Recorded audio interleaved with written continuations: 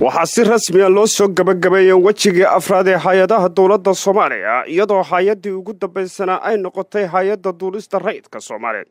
shaqaalaha iyo howlwadeennada ayaa xilligii loogu talagalay soo gaadhay xarunta madxafka qaranku ka soconaya dhismo xoog loo dib loogu dayactirayo.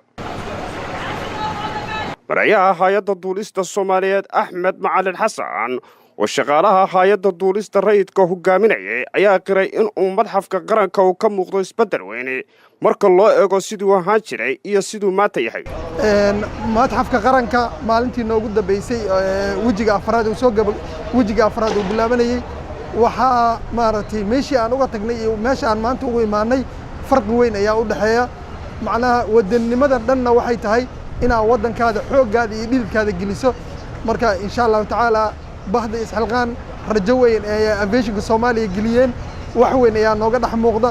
insha Allah waan iskaashan doonaa sida ay saddexdan dhisme ee muhiimka u ah waddanka Soomaaliya ay hore ugu qaadeen ayaan insha Allah tacaala ka rajaynaynaa inay airportada Soomaaliya ee hadda liitana ay gacan nooga siiyaan inaan kor u qaadno haddii la yiraahdo. dhinaca kale waxaa si rasmi ah u bilaabmay wajigii shanaad ee hay'adaha dawladda Soomaaliya waxaana daafurtay wasaaradda boostada isgaarsiinta iyo tiknoolajiyadda oo shaqada madxafka dhankooda haya.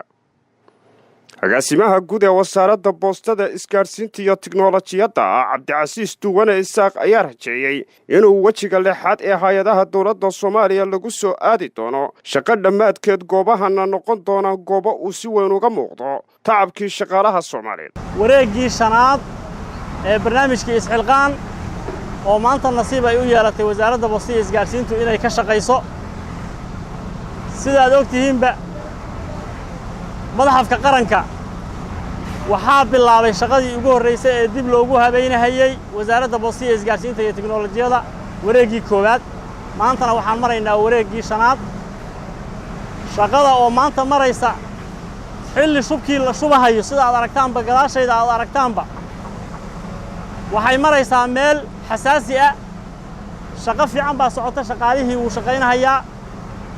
waxaan aad ugu faraxsannahay inaan soo gaarsiino madxafkii qaranka meel dhexdhexaad ah.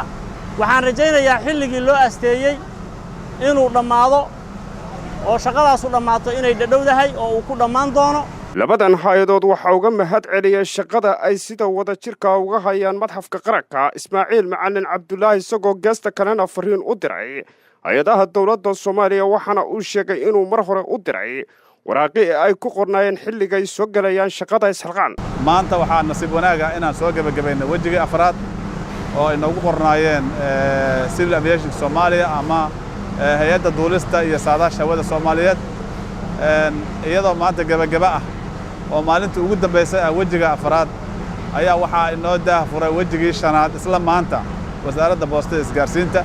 waxaad halkaas ka dareemi kartaa in barnaamijka isxilqaan oo dardar ku socdo oo aan sugi kari weynay kaltanka maalinta kale ee ku xigta oo aan maanta isu keennay in maanta la xiro wajigii afraad la furo wajigii shanaad.